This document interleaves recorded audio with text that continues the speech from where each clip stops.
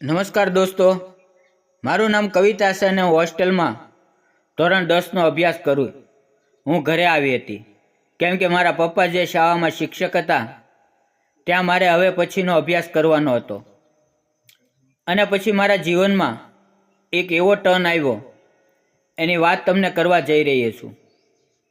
પપ્પાએ કહ્યું, કવિતા, હું તને મારી સ્કૂલમાં તારું એડમિશન કરાવી દઉં, કેમ કે બેટા તું મારી નજર સામે રહીશ એટલે તારામાં હું થોડું ધ્યાન આપી શકીશ. કવિતા કહે છે, ઠીક છે પપ્પા, તમને જે યોગ્ય લાગે તે કરો. મિત્રો, હું દેખાવમાં એકદમ હોટ લાગતી હતી. આમ તો મારે જીન્સ પહેરવાની ના હોય, પણ મારા મમ્મી પપ્પાને હું ફોસલાવી અને પહેરતી હતી. પહેલે દિવસે મેં રૂમમાં એન્ટ્રી મારી. રૂમમાં એક 35 વર્ષના ટીચરનો પીરિયડ ચાલતો હતો. હું બોલી, મેં કમિન સર? સર બોલ્યા, હા આવી જાઓ. પણ શિક્ષકને જોઈ મને મારા ઉપરનું અભિમાન ઉતરી ગયું, કેમ કે તે મારા કરતાં ઘણા મસ્ત લાગતા હતા અને તે પપ્પાના મિત્ર પણ હતા. પછી સરે મને ઊભી કરી અને પૂછ્યું, નવું એડમિશન છે? બોલો, શું નામ છે તમારું? હું બોલી, કવિતા સર. સર બોલ્યા, સરસ નામ છે. મારી નજર તો તેના મોઢા ઉપરથી હટતી જ નહોતી, કેમ કે તે એટલા સુંદર હતા. મને તો પહેલાં જ તેમને જોડે પ્રેમ થઈ ગયો. પછી સરે 1 કલાક ભણાવ્યા, પણ મને એમાં કશી ખબર પડી નહીં, કેમ કે મારું તો સરને જોવામાં જ બધો ટાઈમ ગયો હતો. હવે સર બધાને કહ્યું કે હું જે લેસન આપીશ તે તમારે કરીને આવવાનું છે. હવે હું થોડી નિરાશ થઈ ગઈ, કેમ કે હવે મારે સરને જોવા માટે સોમવારની વાટ જોવી પડશે. એક જ દિવસમાં મને પ્રેમ થઈ ગયો હતો, પણ હવે હું સર જોયા વગર 1 કલાક પણ રહી શકું તેમ નથી. હવે સાંજ પડી ગઈ હતી. કવિતાના પપ્પા પણ ઘરે આવશે. બધા સાથે જમે છે. પછી કવિતા બોલે છે, પપ્પા, મારા ક્લાસમાં આજે અમને જે સાહેબ લેક્ચર આપ્યું તે સરનું નામ શું છે? કેમ બેટા, કેમ તને કંઈ બોલ્યા છે? શું થયું છે? ના ના પપ્પા, હું મનમાં હસતી હતી, કેમ કે મને તો સર સાથે પ્રેમ થઈ ગયો હતો. અરે એવું નથી, હું તો બસ એમ જ પૂછી લીધું. પપ્પાએ કહ્યું, તેનું નામ વિશાલ છે. હું અંદરથી ખુશ થઈ રહી હતી. અને પછી મમ્મી કહે છે, હવે હું સૂવા માટે જાઉં છું. સવાર થતાં 9 વાગ્યે મમ્મી રાધિકાને ઉઠાડે છે અને કહે છે, બેટા ઉઠો, 9 વાગી ગયા છે. તારા પપ્પા કહે છે તે તેમના દોસ્ત વિશાલ સર જોડે જાય છે. હું ઊંઘમાં હતી પણ ફટાફટ કરતાં બોલી, શું કહ્યું મમ્મી? ફરી બોલતો. તારા પપ્પા વિશાલ સર જોડે જાય છે અને તે બોલાવે છે. મારી ખુશી તો 7મા આસમાને પહોંચી ગઈ હતી અને ફટાફટ નીચે પહોંચી પપ્પા બોલ્યા, કવિતા બેટા, હું તારા નવા ક્લાસ ટીચર જોડે જાઉં છું. શું તારે કોઈ કામ હોય તો બોલ. હું મનમાં વાત બનાવી લીધી. હોમવર્કના બહાને મને વિશાલ સરને જોવાનો મોકો હું છોડવા માંગતી નહોતી. પપ્પા, મારે કેટલાક પ્રશ્નો સોલ્વ કરવા માટે મારે તમારી સાથે આવવું છે. ઠીક છે, હું ફ્રેશ થઈને આવું છું. ફ્રેશ થઈ જીન્સ ટી શર્ટ અને મેકઅપ લગાવી પપ્પાની સાથે ગાડીમાં બેસી ગઈ. પછી અમે વિશાલ સરના ઘરે પહોંચી ગયા. ત્યારે મેં વિશાલ સરને જોઈ મારા મનમાં ઘણા બધા પ્રેમના તરંગો ઊભા થવા લાગ્યા. વિશાલ સરે કહ્યું, અરે કવિતા, કેમ તું પણ અત્યારે અહીંયા? મેં કહ્યું, સર, પપ્પાએ મને કહ્યું તારા સર જોડે જવું છે, એટલે હું કેટલાક પ્રશ્નોને સોલ્વ કરવા આવી છું. તમે મારી મદદ કરશો? હા, કેમ નહીં. પહેલાં બોલ, શું લેવું છે? ચા, કોફી? બસ ચા ચાલશે. પછી અમે વિશાલ સરના ઘરે બેઠા, પણ હું હવે સરની એટલી નજીક હતી તેની કલ્પના પણ કરી ન શકાય. બસ હવે તો મારા નવા પ્રેમનો ઇઝહાર કરવાનો બાકી છે. હું મોકાની વાટ જોતી હતી. પછી વિશાલ સરે મારા પપ્પાને પૂછ્યું, બોલો જગદીશભાઈ, કેમ આવવાનું થયું?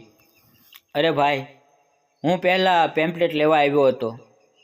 અરે હા, તમારા પેમ્પલેટ તૈયાર છે. પછી કવિતાના પપ્પા બોલ્યા, કવિતાને શું કામ છે જરા પૂછો તો. મારે તો સરનું પર્સનલ કામ છે. પપ્પા બોલ્યા, તો વિશાલભાઈ, તમે કવિતાના પ્રશ્નોને સોલ્વ કરી તમે તેને ઘરે મૂકી જજો, અથવા તો તમે મને ફોન કરજો, હું લઈ જઈશ. ઠીક છે. હા સર, તમે જાઓ. હવે કવિતા એકદમ ખુશ હતી. હવે મારે સરને મારા પ્રેમ વિશે જાણવું છે, પણ કેવી રીતે કહું? વિશાલ સર બોલ્યા, કવિતા શું થયું બોલ. સર મારે કોઈ પ્રશ્ન નથી. હું તો આગળ તો બોલ જરા. સર હું તમને પ્રેમ કરું છું. સર ખુરશીમાંથી ઊભા થઈ ગયા અને બોલ્યા, તું શું બોલા છો? તને ભાન છે? હા સર, બિલકુલ હોશમાં રહીને મેં તમને કહ્યું છે કે હું તમને પ્રેમ કરું છું. હું તારો ગુરુ છું, ટીચર છું. આપણે કેવી રીતે આ બધું કરી શકીએ?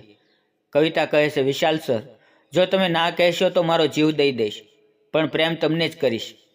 હા કે ના બોલો. વિશાલ સર પણ ગભરાય છે. હવે શું કરવું? આણે કેવી મુસીબતમાં મૂકી દીધો છે. હવે શું કરવું? કવિતા આવે છે અને કહે છે, સર તમને 1 દિવસનો ટાઈમ આપીશ, મને હા નાનો જવાબ આપજો. પછી સર બોલ્યા, એવું હોય તો તું મારી વાત પણ સાંભળ. જો મને પ્રેમ કરતી હોય તો તું મારું એક કામ કર. તારે એ કરવું જ પડશે. બોલ, મંજૂર છે?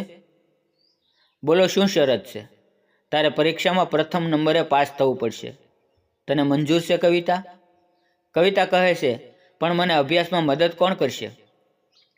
વિશાલ સર બોલ્યા, હું કરીશ. પછી સર અવારનવાર 1 કલાક 2 કલાક ટાઈમ લઈને ટ્યુશન લેતા અને હવે પરીક્ષાની બસ 3 મહિના બાકી હતા. પછી સરે કહ્યું, કવિતા તારે હવે તૈયારીમાં વધુ ધ્યાન આપવું પડશે, કેમ કે મારે બીજા સ્ટુડન્ટ પણ છે, એટલે એમના પ્રત્યે મારી પણ કેટલીક જવાબદારી છે. કવિતા બોલી, ઠીક છે સર. પરીક્ષા આવી જાય છે અને કવિતા પ્રથમ નંબરે પાસ થાય છે અને શાળામાં તેને પુરસ્કાર આપવામાં આવે છે. બધા કવિતાને સન્માન આપવા લાગે છે. કવિતા વિશાલ સરને આમ તેમ નજર ફેરવીને શોધતી હોય છે, પણ વિશાલ સર ક્યાંય જોવા ના મળ્યા. એટલે તેણે તેના પપ્પાને પૂછ્યું, પપ્પા વિશાલ સર નથી દેખાતા, ક્યાં છે? પપ્પાએ કહ્યું, વિશાલ સર થોડા સમય માટે શહેર છોડીને બહાર ગયા છે અને કદાચ તે બીજી સ્કૂલમાં તેનું પ્રમોશન હોવાની તે ફરી પાછા પણ ન આવે. કવિતા પપ્પા ના આવે એવા શબ્દો સાંભળી નિરાશ થઈ જાય છે. વિશાલ સર મારા માટે આટલું બધું કર્યું, હું તમારા વગર મારી ટોપર કેવી રીતે સેલિબ્રેટ કરું? વિશાલ સરના જવાના દુઃખમાં તેણે ફોન કર્યો, પણ તેનો નંબર બંધ આવતો હતો. તે સમજી ગઈ હતી કે શ્રેષ્ઠ પરિણામ લાવવા માટે વિશાલ સરે મારી બધી શરતો માની લીધી. તેમણે એક ગુરુના ધર્મનું પાલન કર્યું હતું. તે પછી એક ગુરુ તેના શિષ્ય સાથે કેવી રીતે પ્રેમ સંબંધ બાંધી શકે તે પણ તેણે વગર બોલે સમજાવી દીધું હતું. મિત્રો, આ હતી અમારી આજની વાર્તા. ગમી હોય તો ચેનલને લાઈક કરી સબસ્ક્રાઈબ કરી દેજો. ફરી મળશું આવતીકાલે એક નવા વિડીયોમાં. ત્યાં સુધી આવજો અને વિડીયો પૂરો જોવા બદલ આપ સૌ મિત્રોનો દિલથી ખૂબ ખૂબ ધન્યવાદ. આવજો મિત્રો.